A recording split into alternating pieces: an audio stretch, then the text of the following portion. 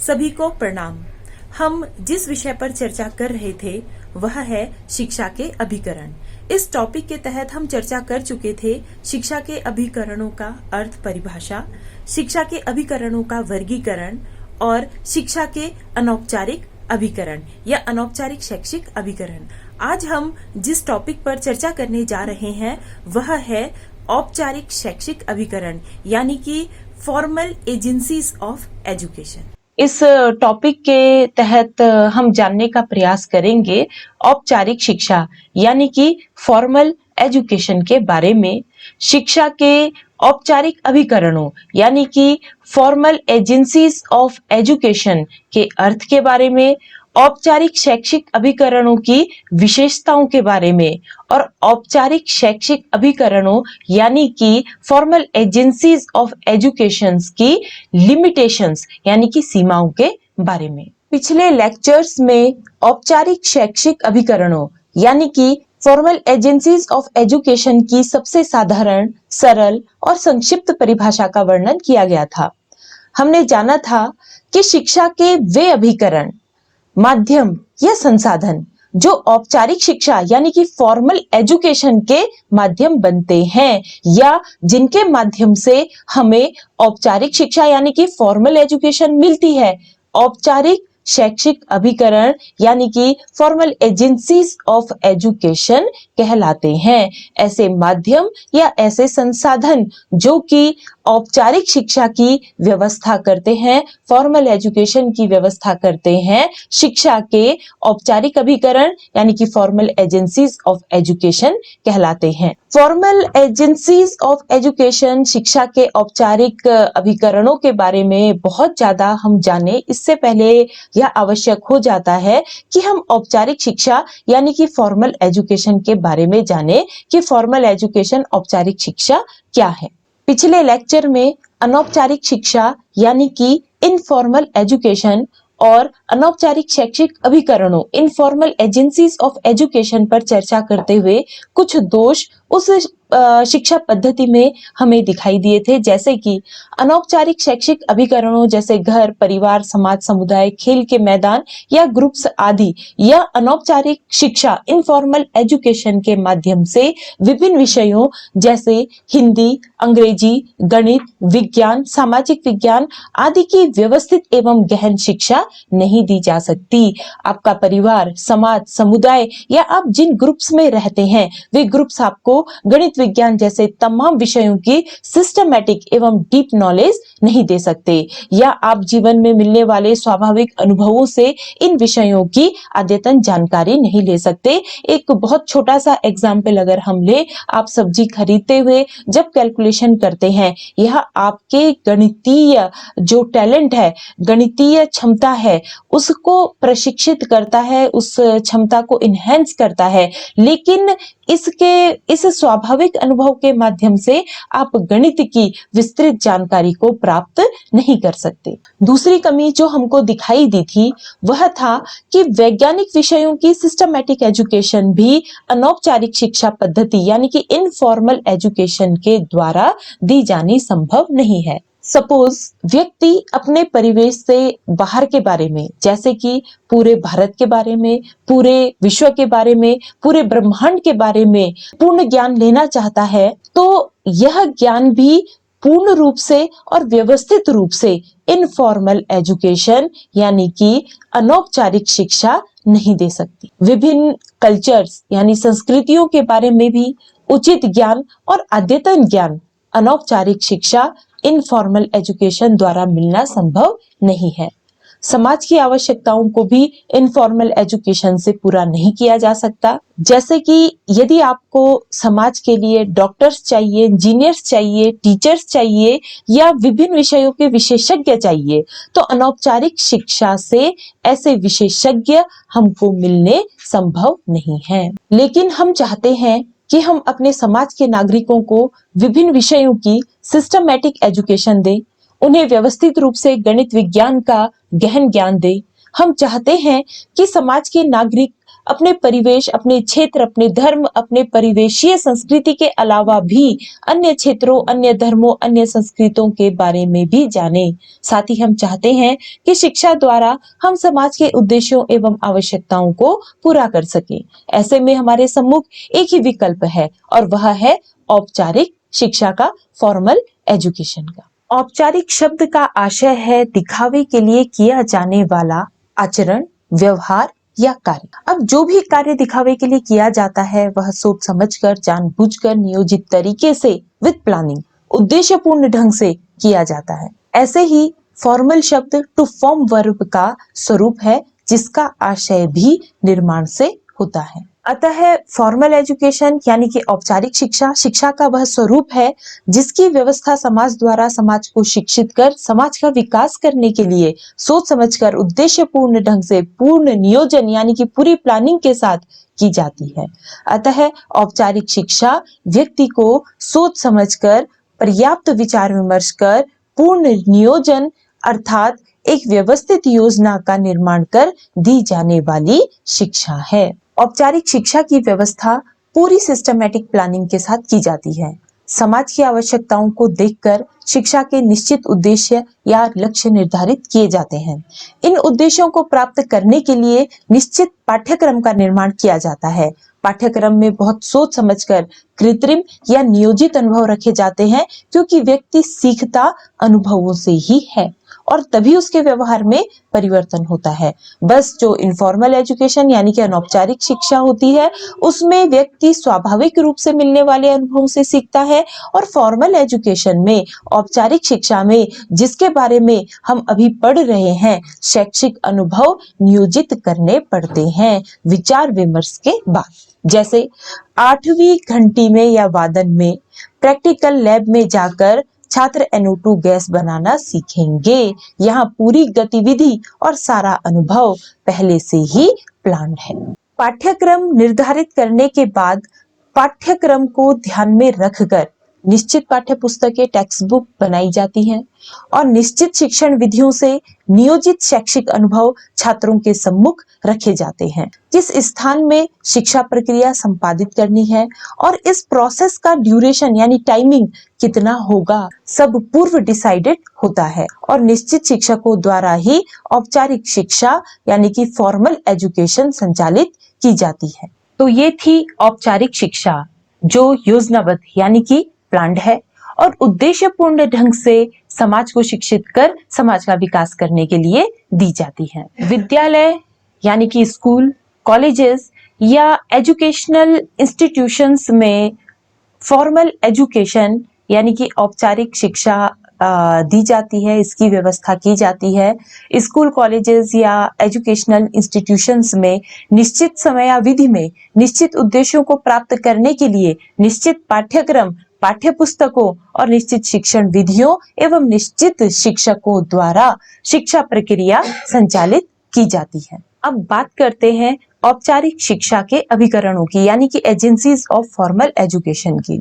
पूर्व में उल्लेखित तमाम उदाहरण यानी कि जितने उदाहरणों का जिक्र हमने अभी किया था, स्कूल, कॉलेज, शैक्षिक संस्थाएं आदि औपचारिक शिक्षा के अभिकरण हैं और इनकी स्थापना समाज पूर्ण नियोजन से करता है और ये अभिकरण नियोजित शिक्षा को समाज को प्रदान करते हैं या समाज के लिए औपचारिक शिक्षा की व्यवस्था करते हैं।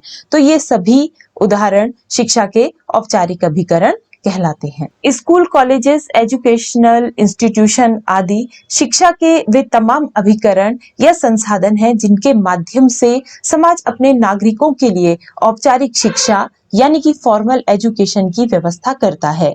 शिक्षा के औपचारिक अभिकरण फॉर्मल एजेंसीज ऑफ एजुकेशन कहलाते हैं या वे तमाम शैक्षिक अभिकरण जिनके माध्यम से औपचारिक शिक्षा की प्रक्रिया यानी कि प्रोसेस ऑफ फॉर्मल एजुकेशन संपादित होती है। एजेंसीज ऑफ फॉर्मल एजुकेशन औपचारिक शैक्षिक अभिकरण कहलाते हैं। औपचारिक शैक्षिक अभिकरणों को और अधिक विस्तृत रूप में परिभाषित करना चाहे तो फॉर्मल एजेंसीज ऑफ एजुकेशन शिक्षा के औपचारिक साधन, शिक्षा के ऐसे संसाधन हैं जो समाज द्वारा उद्देश्यपूर्ण ढंग से सोच समझकर नियोजित रूप यानी कि प्लानिंग के साथ बनाए गए हैं ताकि समाज के नागरिकों की औपचारिक शिक्षा संपादित की जा सके, ताकि सामाजिक आवश्यकताओं और समाज के निर्धारित उद्देश्यों को प्राप्त किया जा सके। अतः हम कह सकते हैं कि शिक्षा के औपचारिक अभिकरण वे सामाजिक समूह या संगठन हैं जिनका निर्माण कोई भी समाज सोच समझकर उद्देश्यपूर्ण ढंग से पूर्व नियोजन यानी कि प्लानिंग से समाज के सदस्यों को शिक्षित कर समाज का विकास करने के लिए करता है। अब हम बात करते हैं औपचारिक शैक्षिक अभिकरणों की विशेषताओं की। Characteristic of formal agencies of education. इसकी सबसे पहली विशेषता है कि शिक्षा के औपचारिक अभिकरणों का निर्माण समाज योजनाबद्ध तरीके से करता है, और इस पर हम पहले भी चर्चा कर चुके हैं कि फॉर्मल एजेंसीज ऑफ एजुकेशन का निर्माण समाज जानबूझकर पूरी प्लानिंग से करता है ताकि समाज को शिक्षित कर सके। दूसरी विशेषता यहाँ पर लिखी है कि शिक्षा के औपचारिक अभिकरणों के उद्देश्य पूर्व निर्धारित होते हैं। शिक्षा के औपचारिक अभिकरणों की जो स्थापना है वह पूर्व निर्धारित उद्देश्यों को प्राप्त करने के लिए की जाती है। जैसे चिकित्सा के क्षेत्र में विशेषज्ञ चाहिए, इस उद्देश्य की पूर्ति के लिए मेडिकल कॉलेजेस स्थापित किए जाते हैं। इसलिए कह सकते हैं हम कि शिक्षा के औपचारिक अभिकरणों के उद्देश्य पूर्व निर्धारित होते हैं, क्योंकि ये अभिकरण निश्चित उद्देश्यों को प्राप्त करने के लिए ही बनाए जाते हैं। तीसरा विशेषता है औपचारिक शैक्षिक अभिकरण सुनिश्चित और व्यवस्थित ढंग से समाज के नागरिकों को औपचारिक शिक्षा प्रदान करते हैं। औपचारिक शैक्षिक अभिकरण सिस्टमैटिकली विषय की अद्यतन जानकारी किसी भी व्यक्ति को प्रदान करते हैं। औपचारिक शैक्षिक अभिकरणों की चौथी विशेषता है कि इन अभिकरणों के माध्यम से कृत्रिम अनुभवों द्वारा व्यक्ति को शिक्षित करने का प्रयास किया जाता है। औपचारिक शैक्षिक अभिकरण सोच समझकर विद्यार्थियों के लिए बनाए गए नियोजित अनुभवों को ही, यानी कि पूर्व निर्धारित अनुभवों को ही विद्यार्थियों के सामने रखता है। औपचारिक शैक्षिक अभिकरणों की पांचवी विशेषता है कि औपचारिक शैक्षिक अभिकरणों में कठोरता होती है। औपचारिक शैक्षिक अभिकरणों द्वारा दी जाने वाली फॉर्मल एजुकेशन में सोच समझकर हर गतिविधि और समय भी फिक्स होता है, जिसमें दोबारा से परिवर्तन या संशोधन संभव नहीं होता, इसलिए इसे कठोर माना जाता है। औपचारिक शैक्षिक अभिकरणों की अगली विशेषता है शिक्षा के औपचारिक अभिकरणों में संपूर्ण वातावरण नियंत्रित होता है। औपचारिक अभिकरणों में वास्तव में शैक्षिक गतिविधियों को नियंत्रित रूप से संपादित किया जाता है। जैसे असेंबली का समय फिक्स होता है, असेंबली की गतिविधियां भी नियंत्रित होती हैं, हर कक्षा का समय नियंत्रित होता है, शिक्षकों को क्या पढ़ाना है यह भी नियंत्रित होता है, और विद्यार्थियों की गतिविधियां भी नियंत्रित होती हैं, और इस नियंत्रण को ही हम अनुशासन भी कह देते हैं। तो औपचारिक जो शैक्षिक अभिकरण होते हैं उनमें वास्तव में संपूर्ण वातावरण ही नियंत्रित होता है। अगली विशेषता अगर हम कहें तो वह है कि इन अभिकरणों के माध्यम से शिक्षार्थी के व्यवहार को नियंत्रित किया जा सकता है। इन अभिकरणों के माध्यम से विद्यार्थियों के अवांछनीय व्यवहारों को रोका जाता है, हतोत्साहित किया जाता है और वांछनीय व्यवहार को प्रमोट किया जाता है, और इस तरह से विद्यार्थी के व्यवहार पर पूरा नियंत्रण रहता है। औपचारिक शैक्षिक अभिकरणों की अगली विशेषता है कि इन अभिकरणों में सीखने वाले यानी कि शिक्षार्थी के निर्देशन के लिए प्रशिक्षित व्यक्ति होता है, और इन प्रशिक्षित व्यक्तियों को ही हम शिक्षक कहते हैं। औपचारिक शैक्षिक अभिकरणों की अगली विशेषता है कि औपचारिक शिक्षा के अभिकरण सुव्यवस्थित होते हैं। हमने पहले भी इस बात पर चर्चा की है, क्योंकि औपचारिक शिक्षा के अभिकरण प्लान्ड होते हैं। इनमें हर पक्ष की प्लानिंग होती है, बैठने की जगह की प्लानिंग होती है, असेंबली की जगह की प्लानिंग होती है, टेक्स्ट बुक की प्लानिंग होती है, यहाँ तक कि हर शैक्षिक गतिविधि की प्लानिंग होती है, इसलिए यह सुव्यवस्थित लगते हैं। अगर हम अगले गुण की बात करें तो इन अभिकरणों के माध्यम से बालक का शारीरिक, मानसिक, सामाजिक, चारित्रिक अर्थात सर्वांगीण विकास किया जा सकता है। शिक्षा के औपचारिक अभिकरणों जैसे कि स्कूल में शारीरिक विकास के लिए खेलकूद, व्यायाम आदि की व्यवस्था होती है। मानसिक विकास के लिए मेंटल प्रैक्टिस के मौके दिए जाते हैं। एनएसएस व अन्य कार्यक्रमों के माध्यम से सामाजिक विकास करने का भी प्रयास किया जाता है। छात्र को स्वयं पर अनुशासन बनाए रखने यानी कि नियंत्रण बनाने के लिए प्रेरित कर चरित्र को सबल बनाने का प्रयास किया जाता है और इस तरह से ये अभिकरण बालक का सर्वांगीण विकास करने में सक्षम होते हैं। औपचारिक शैक्षिक अभिकरणों की एक अन्य विशेषता है कि औपचारिक शैक्षिक अभिकरणों के द्वारा मिली हुई शिक्षा का मूल्यांकन संभव है। भाई औपचारिक शिक्षा कुछ निश्चित उद्देश्यों को प्राप्त करने के लिए नियोजित की जाती है।